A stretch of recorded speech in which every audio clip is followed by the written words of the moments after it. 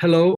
Today, 15th of June, Istanbul Aydın University Blockchain Talks webinars has a great speaker, Mr. Hasan Algarhy, who is the founder of DUVERSE, and he will talk us about what is the human-centric metaverse and why do we need it.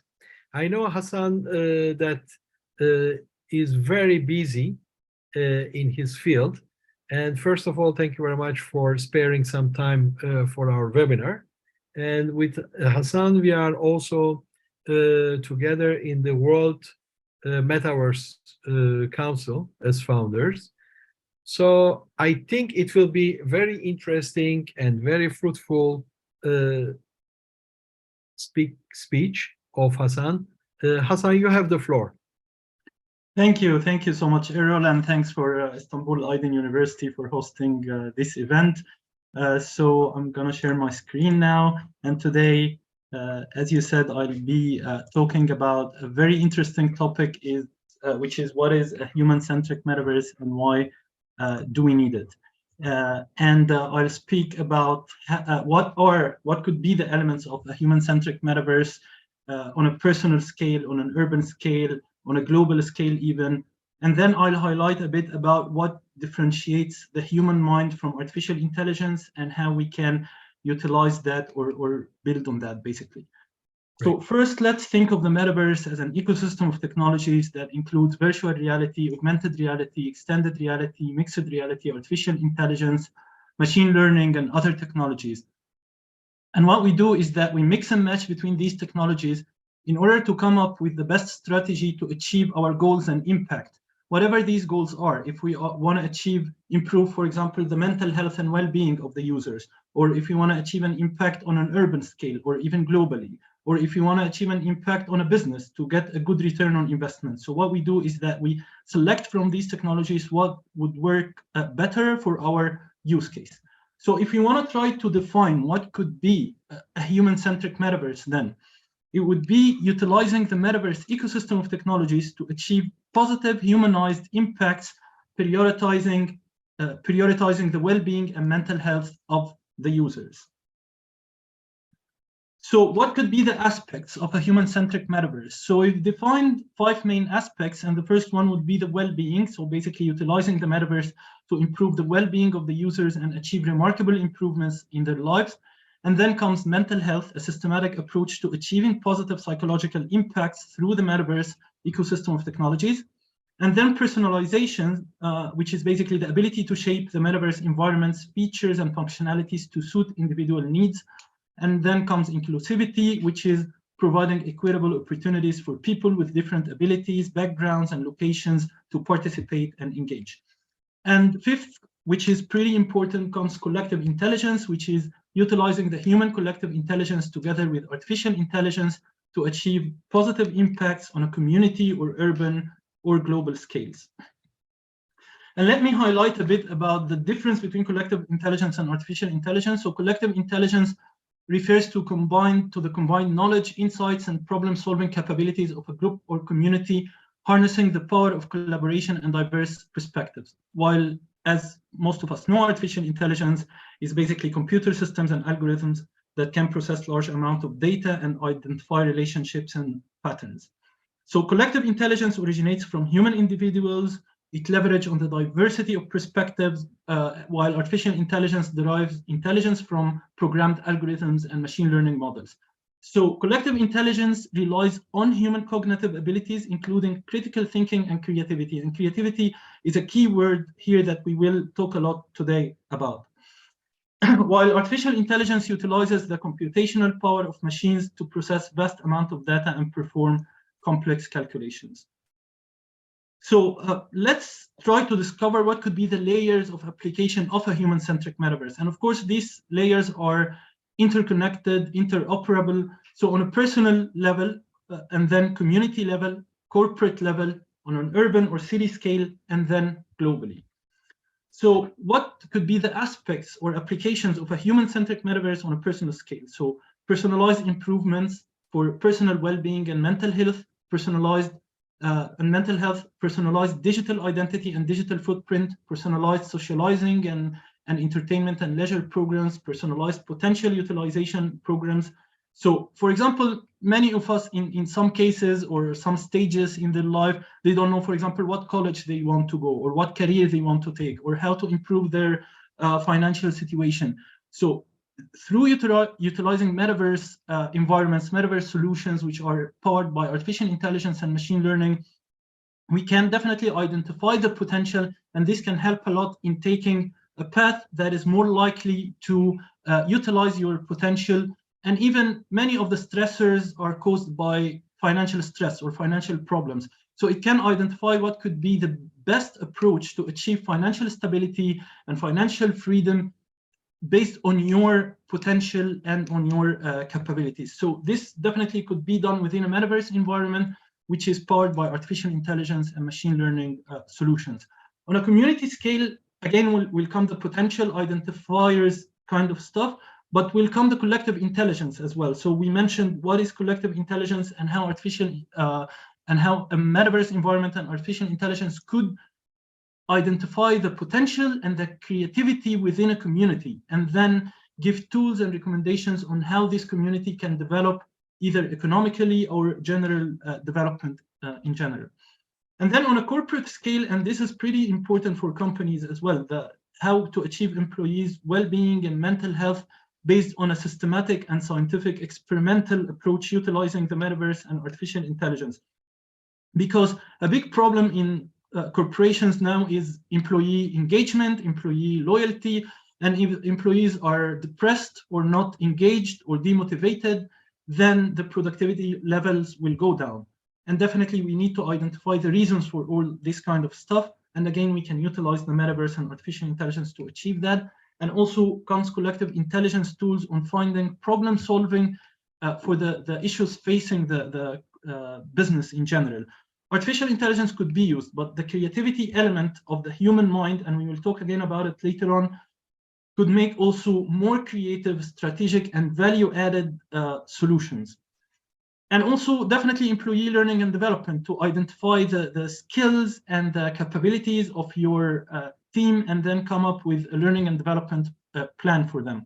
This could be done in a metaverse environment by also tracking and checking their progress and mentoring them. And of course, identifying their potential and the creativity in order to build on that. On an urban scale, we're going to talk a bit on details about it as well. So we want to identify what could be the personality of the city and then design a city which is human-centric, smart, responsive, and also identify the potential within the city and start working on it. I'll speak about it very soon. And then on a global level, definitely improving the mental health and well-being in general, and again, working on the collective intelligence and taking collective action against the global challenges, and also achieving better and improved and more informed global economic development. So coming to the city part or urban part, maybe some of us already know that it's estimated that by 2050, about 70% of the world's population will be living in cities. While some of us might not know that studies also show that people living in cities have a 21% increased risk of getting anxiety disorders, a 39% increased risk of getting mood disorders like depression, and almost twice the risk of getting other psychological issues like schizophrenia. And we need to ask the question, are these negative impacts due to the way we design and build our cities, or are they due to the habits and behavior of the inhabitants of the cities? And the answer would be, of course, both of these reasons have something to do with it.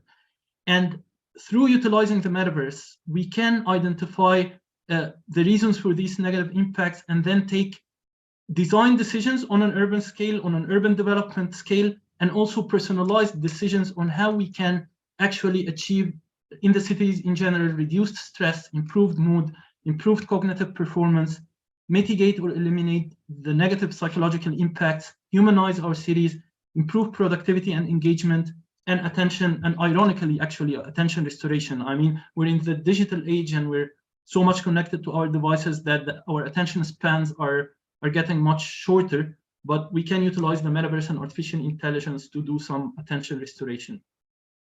So for example, if you want to imagine the city as a person, what would happen if a city would take a personality test?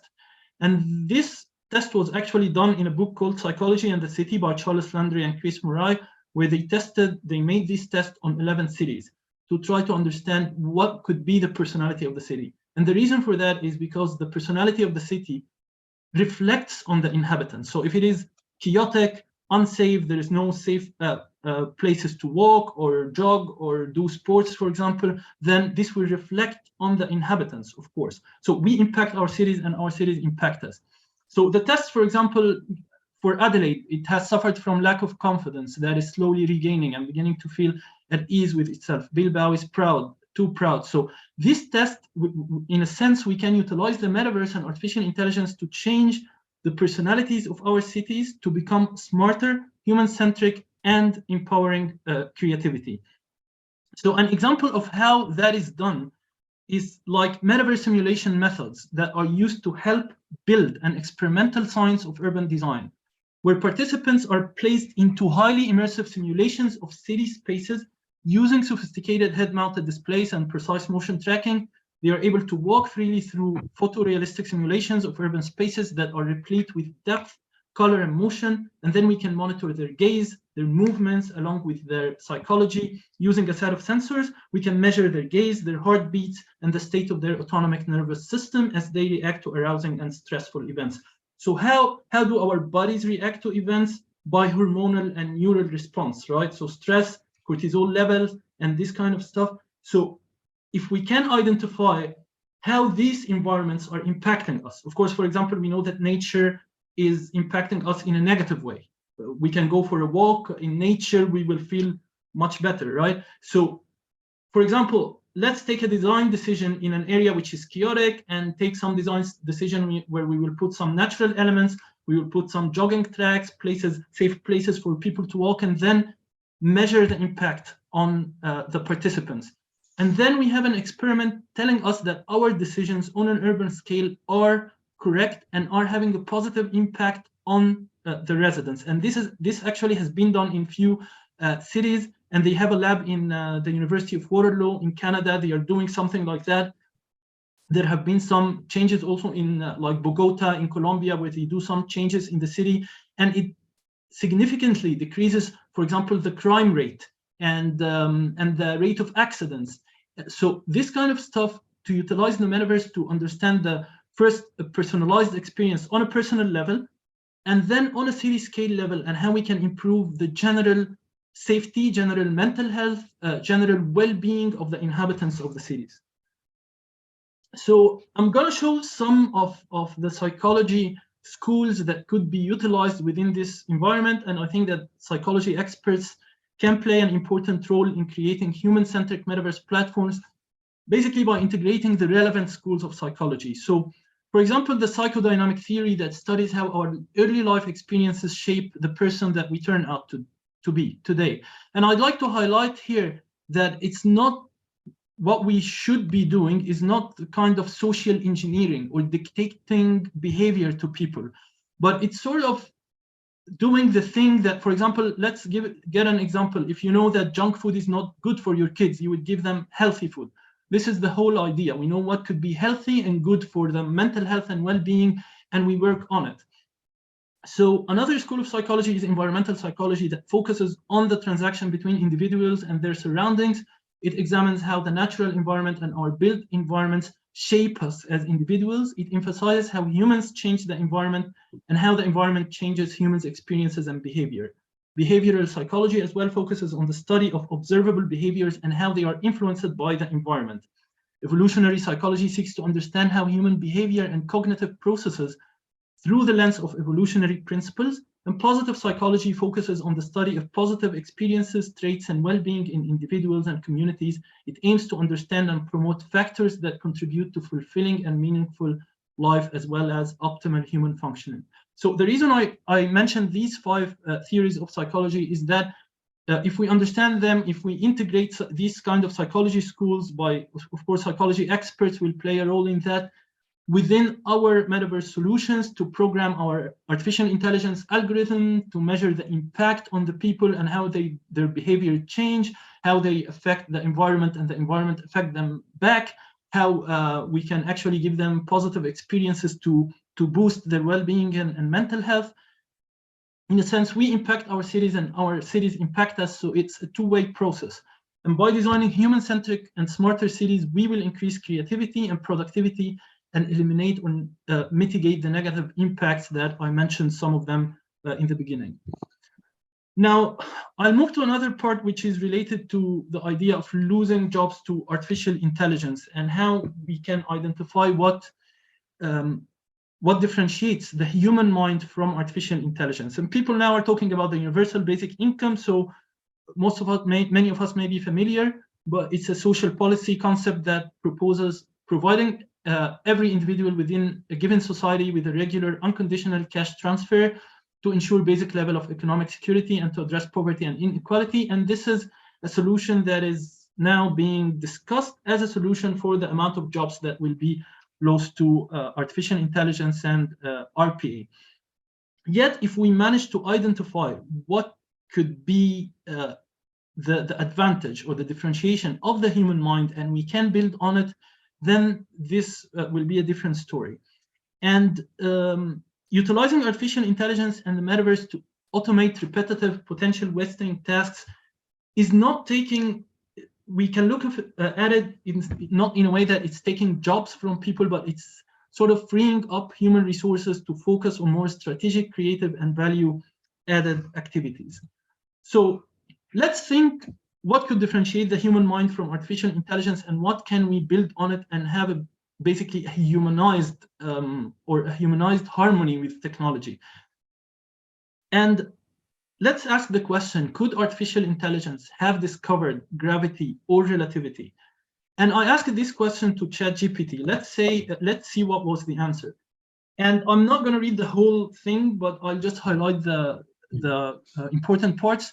So it's important to know that artificial intelligence is a tool that relies on data and algorithms, and it doesn't possess inherent creativity or insight like human scientists. So stuff like gravity and relativity are significant breakthroughs in physics and requires deep insights and innovative thinking.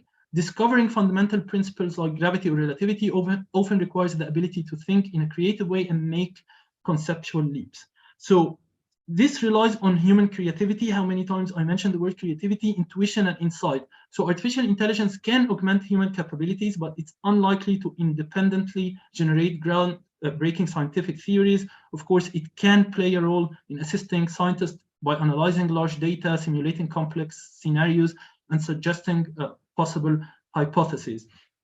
But artificial intelligence cannot come up with original creative ideas. And part of the reason is the element of chaos within the human mind creativity. And what I mean by chaos, let's, for example, see gravity. And by the way, this is not, I'm just giving an example by scientific theories, but this is applicable to any kind of creativity thinking, and it could apply to any field, basically not necessarily science. It's not like all humanity will become Einstein's and Newton. So it applies to any kind of creative thinking and any kind of field. So for example, let's say gravity, a moon, an apple, and a random event where an apple is falling and a mind sitting there and then linking these events together. If you think of it, there is no logical connection between these events, right? And this is something that artificial intelligence cannot do. It cannot link stuff without any logical connection. Maybe some very smart artificial intelligence scientist will come and say, okay, I'm gonna train the algorithm to find links between this stuff. But again, this is not, you cannot define this as creativity because again, you have to train it. It's based on some kind of data, some kind of process that you train the algorithm on. But coming up with original ideas with the element of, and of course, definitely the discovery of gravity didn't come from this exact event. It's because the mind was prepared and has been going through a creative thinking method, which chaos was an element of it as well, until it came up with a concept like gravity. relativity is the same story. I mean, Einstein used to come up with his great ideas and theories, usually through thought experiments. And usually these thought experiments are also linking stuff that has no logical link between it. And that is also something that artificial intelligence cannot do. It cannot come up with original ideas, cannot link stuff that doesn't have any logical thing to it. So for example, relativity, in the early days of relativity, when he was trying to explain to his friend, you know, a moving train and two lightning bolts and someone standing still and someone in a moving train, two persons experiencing the same event in different ways. And here goes relativity. If you think of it, the thought process behind it is pretty, I mean, chaos is an element into it and pretty to somehow illogical, but the guy trained his mind to think in a way, in a creative way. That's the word, in a creative way. And that's what we need to capitalize on. We need to train our minds to think in a creative way in every industry and understand well what differentiates us from what artificial intelligence can do and build on that.